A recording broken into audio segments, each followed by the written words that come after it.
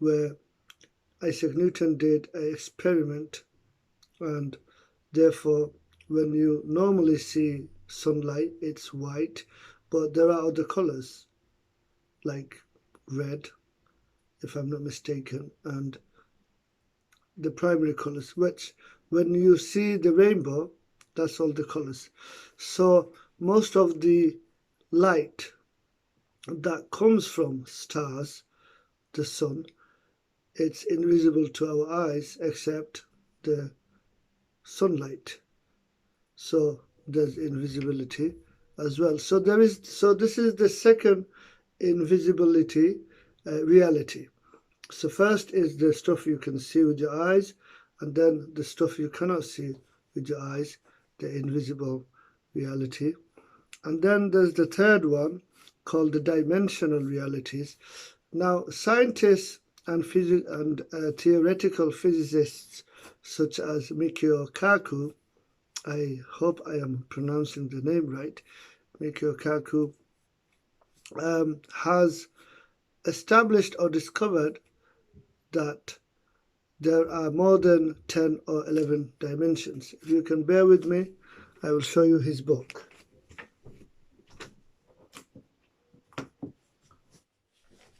Yeah, this is one of his book.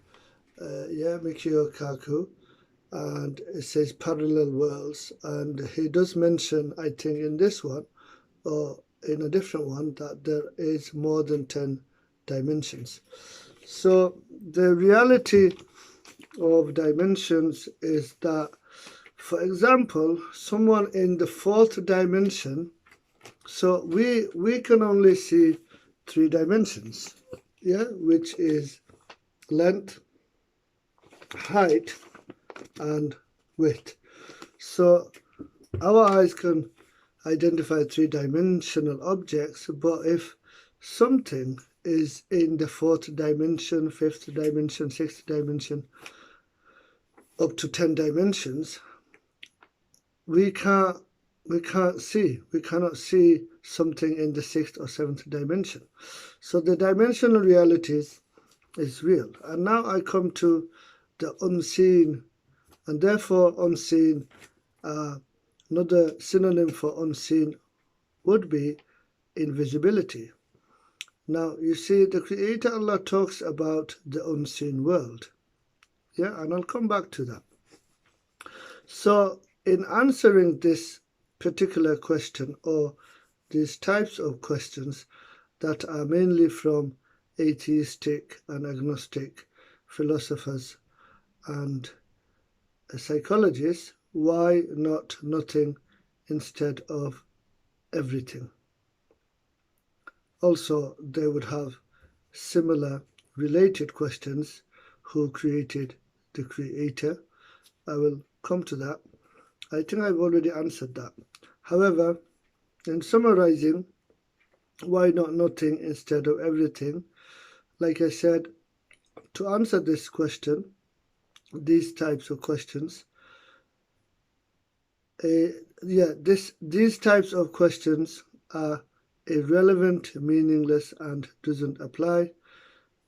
This is because the reality that you and I see is real, and we talked about 3 types of realities. One, the stuff that you can see. Secondly, invisible stuff, and thirdly, the dimensional realities. And so therefore, this question, why not nothing instead of everything, is irrelevant, meaningless, and does not apply. Again, who created God? Now, like I said, the Creator Allah, which is the one true God, is uncreated, because you have to have someone uncreated who began creation long time ago. For example, the Big Bang. Who created the Big Bang? The Creator Allah created the Big Bang. You see, the elements in the periodic table, it's all from the Creator Allah. The Creator Allah is the creator of everything, everyone, and the entire existence. The creator Allah's ingredients are atoms, subatomic particles, such as electron, protons. You get the idea. Now you see, what's important, just to, before I carry on, you see, the creator Allah is uncreated, because like I said, you have to have someone who is uncreated, who began creation that we see today. Planets, stars, universes. By the way, limited multiverse, meaning you can have 1,000 universes, 2,000 universes, but it has to be limited. You cannot have an infinite number of universes, because that's infinite regress. And like I said, you can get more details regarding that. Infinite regress is impossible. Please visit Sapiens Institute and or Muhammad Hijab YouTube channel. And also, Darwinian theory of evolution is based upon speculation and assumptions. Please visit Sabur Ahmed YouTube channel. Now, you see, what also I want to say is that who is the creator Allah? You see, the creator Allah is extremely generous, because the creator Allah is extremely powerful. Because if the creator Allah wants to put all of us into hellfire and close the lid, then the creator Allah can do that, and no one can stop the creator Allah. No one. No one. Absolutely no one. You can have all the military might, you can have all the, all the soldiers in the world, but if the creator Allah decides to put every one of us in hellfire and close the lid, we cannot do anything about it. This is why the creator Allah is extremely generous. Now you see, the creator Allah has given us the opportunity to go to paradise. Yes. And the choice is yours, because the creator Allah has given all of us free will. Okay, free will. And free will allows choices. Free will allows choices. Free will gives us dual nature, so we have to choose to do good, choose to do nice things, good deeds, and try to avoid being nasty to others, and also self-harm to ourselves. Now you see, what's important to understand is that this earthly life is the ultimate examination, full of tests. This is, you see, this a lot of people don't understand, that this earthly life is the ultimate examination, full of tests, because people are really immersed and into the worldly life, and they forget that we have been created to live in paradise. That's right. You see, the creator Allah has created us, so eventually we live in paradise, in Jannah. The real living will begin in Jannah, in paradise. And what's going on now, you see, we are at 1.1 global temperature, 1.1 degrees. This is to do with climate change. And this climate change, climate breakdown started just at the beginning of the Industrial Revolution.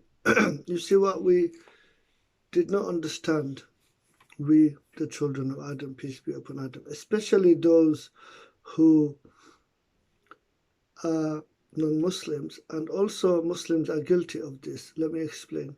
So you see, we, the children of Adam, peace be upon Adam, around the world are building unnecessary five-star hotels, unnecessary buildings. We are buying so much stuff. We are consuming so much stuff.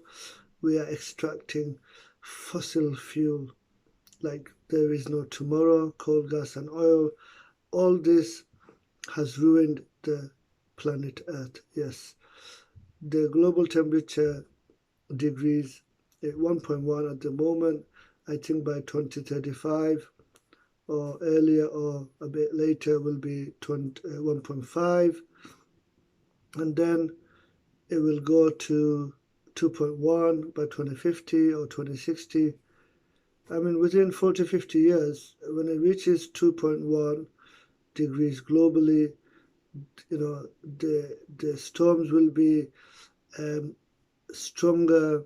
The extreme temperatures that you now see, especially recently, minus 40 in America, this will increase. Imagine in 50 years' time, the minus temperature globally is minus 20.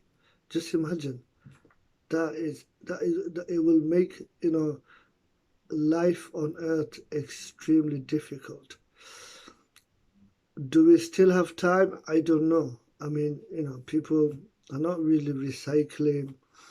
I mean, we need to stop, consuming too much. We need to stop building too much. Yes, and you see, the main job. This is the part which I like to explain to everyone. The main job is to worship the Creator Allah. That is the main job. The idea of being a good Sunni Muslim is to live a simple life, long as you can afford a basic shelter, food and clothing, some water, medicine, and the main job is to worship the Creator Allah as a Sunni Muslim. Remember the Creator Allah, doing zikr, subhanallah, alhamdulillah, la ilaha illallah, Muhammadur Rasulullah, sallallahu alayhi wasallam. You see, what happened is this. When Muhammad sallallahu alayhi wasallam in the past, you see, he used to love greenery, vegetation, planting trees. He used to, love nature. But what has happened over the years, over the centuries, is that deforestation has increased. Yeah. Also, through wars, land has been destroyed. Greenery is gone. Vegetation is gone. I mean, look at the Amazon rainforest. It's shrinking. It's shrinking. If you watch Greta Thunberg's, the climate activist Greta Thunberg's videos, you'll understand. We, the children of Adam, peace be upon Adam, have truly ruined planet Earth. Can we reverse this? It's hard, I don't know. But what my message is to everyone is, like I said, this earthly life is the ultimate examination full of tests from the Creator Allah. And how do you pass this test so you can go to paradise? Is that because the Creator Allah has given you free will, so you choose to become a Sunni Muslim. Think about Islam, consider Islam, choose to become a Sunni Muslim and live on earth as a Sunni Muslim.